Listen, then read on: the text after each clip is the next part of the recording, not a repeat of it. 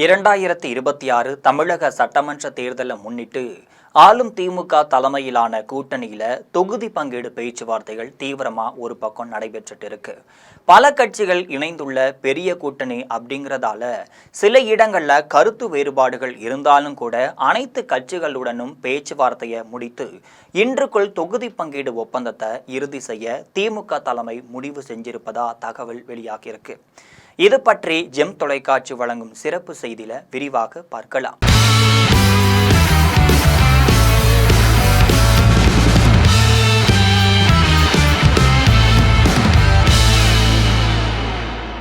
இரண்டாயிரத்தி 26 தேர்தலை முன்னிட்டு யாரும் எதிர்பாராத வகையில தேமுதிக திமுக கூட்டணியில இணைந்திருப்பது அரசியல் வட்டாரங்கள்ல பெரும் கவனத்தையும் ஈர்த்திருக்குன்னே சொல்லலாம். அந்த கட்சிக்கு ஆரம்பத்தில் 7 தொகுதிகள் மட்டும் இல்லாம ஒரு ராஜ்யசபா உறுப்பினர் பதவி வழங்கப்படும்னு தகவல் வெளியாகி இருந்துச்சு. இதுக்கப்புறமா சில பேச்சுவார்த்தைகள்ல 10 தொகுதிகள் வரைக்கும் வழங்க முன்மொழிந்திருந்ததாகவும் பேசப்பட்டதா சொல்லப்படுது. முன்னதா அக்கட்சியின் பொருளாளர் LK சுதீஷுக்கு ராஜ்யசபா சீட்டு வழங்கப்பட்டிருந்துச்சு. அது மட்டும் இல்லாம கூட்டணி கட்சிகளின் கண்களையும் உறுத்தி இருந்துச்சு.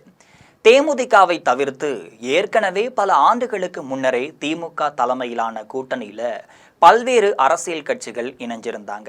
அவற்றில் காங்கிரஸ், மறுமலர்ச்சி திராவிட முன்னேற்ற கழகம், இந்திய கம்யூனிஸ்ட், மார்க்சிஸ்ட் கம்யூனிஸ்ட், விடுதலை சிறுத்தைகள் கட்சி, இந்திய யூனியன் முஸ்லீம் லீக், கொங்கு நாடு மக்கள் தேசிய கட்சி, மனிதநேய மக்கள் கட்சி, அகில இந்திய பார்வர்ட் பிளாக், தமிழக வாழ்வுரிமை கட்சி, மக்கள் விடுதலை கட்சி, ஆதித்தமிழர் பேரவை, மக்கள் நீதி மையம், தேமுதிக, SDPI, மனிதநேய ஜனநாயக கட்சி, முக்குளத்தோர் புலிப்படை, கொங்கு இளைஞர் பேரவை, திராவிட வெற்றி கழகம், புதிய திராவிட கழகம், கிறிஸ்தவ நல்லெண்ண இயக்கம் போன்ற பல கட்சிகள் இடம்பெற்றிருந்தாங்க.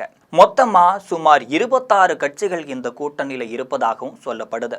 இந்த நிலையில தான் திமுக சார்பில் கூட்டணி கட்சிகளுடன் தொகுதி பங்கீடு தொடர்பான பேச்சுவார்த்தை கடந்த பிப்ரவரி 22ஆம் தேதி தொடங்கி நடைபெற்றிருக்கு. இதுல முதற்கட்டமா காங்கிரஸ் கட்சிக்கு 28 தொகுதிகள் ஒதுக்கப்பட்டுள்ளதா தகவல் வெளியாகி இருக்கு. அதே போல இந்தியன் யூனியன் முஸ்லீம் லீக் மட்டும் இல்லாம மனிதநேய ஜனநாயக கட்சி போன்ற கட்சிகளுக்கு தலா 2 தொகுதிகள் வழங்க ஒப்பந்தம் செய்யப்பட்டதாகவும் சொல்லப்படுது. இதுக்கு நடுவுல தேசிய முற்போக்கு திராவிட கழகம் கட்சிக்கு கூடுதல் தொகுதிகள் வழங்கப்படுவதா தகவல் வெளியானதை தொடர்ந்துதான் கூட்டணிக்குள் சில கட்சிகள் அதிருப்தி தெரிவித்ததா சொல்லப்படுது. குறிப்பா சொல்ல போனா விடுதலை சிறுத்தைகள் கட்சி மட்டும் இல்லாம இடதுசாரி கட்சிகள் கூடுதல் தொகுதிகளை கோரியதாகவும் அரசியல் வட்டாரங்கள்ல தகவல் வெளியாகி இருக்கு. அதே போல மறுமலர்ச்சி திராவிட முன்னேற்ற கழகம் தனி சின்னத்துல போட்டியிட வேண்டும் அப்படிங்கிற கோரிக்கையும் முன்வைத்ததா சொல்லப்படுது. இதனால சில நாட்களாகவே தொகுதி பங்கீடு பேச்சுவார்த்தையில இழுபறி நிலை ஏற்பட்டதாகவும் தகவல் சொல்லப்படுது.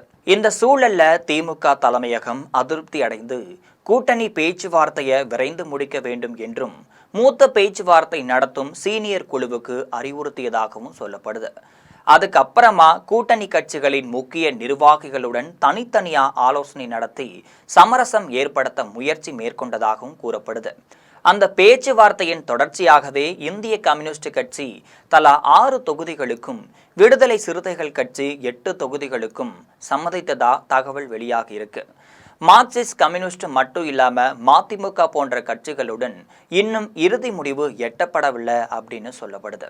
இந்த நிலையில தான் மார்க்சிஸ்ட் கம்யூனிஸ்ட் கட்சி மற்றும் மதிமுகவிற்கு தலா 4 தொகுதிகள் வழங்க திமுக தலைமையகம் முடிவு செஞ்சுள்ளதா தகவல் வெளியாகி இருக்கு.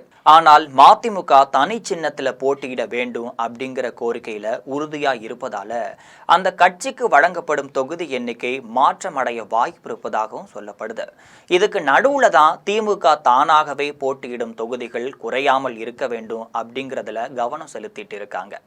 திமுக 160 தொகுதிகளுக்கு குறையாம நேரடியா போட்டியிடவும், கூட்டணி கட்சிகள் போன்ற உதயசூரியன் சின்னத்துல 175 தொகுதிகள் வரைக்கும் களம் இறக்கவும் திட்டமிட்டுள்ளதா அரசியல் வட்டாரங்கள்ல தகவல் வெளியாகி இருக்கு. எனவே கூட்டணி கட்சிகளுடன் நடைபெற்று வரக்கூடிய பேச்சுவார்த்தைகளை விரைந்து முடித்து இன்றுக்குள்ள தொகுதி பங்கீடு ஒப்பந்தத்தை இறுதி செய்ய திமுக தலைமை முயற்சி மேற்கொண்டு வருது என்பது குறிப்பிடத்தக்க செய்தியாகும். இன்று மட்டுமே கூட்டணி பங்கீடு முடிவு செய்யப்பட்டால் தமிழக தேர்தல் களத்துல முதலாவதாக கூட்டணியை இறுதி செய்த கட்சியா திமுக முன்னிலையில நிற்கும். எதிர்முகமான அதிமுக கூட்டணியில இன்னும் கூட்டணி பேச்சுவார்த்தைகளை தொடங்கவே இல்லை அப்படிங்கிறது கவனிக்கத்தக்க ஒரு செய்தி தான். இது போன்ற அரசியல் நிகழ்வுகளை அன்றாடம் தெரிந்து கொள்ள ஜெம் தொலைக்காட்சியுடன் எப்பொழுதும் இணைப்பில் இருங்கள்.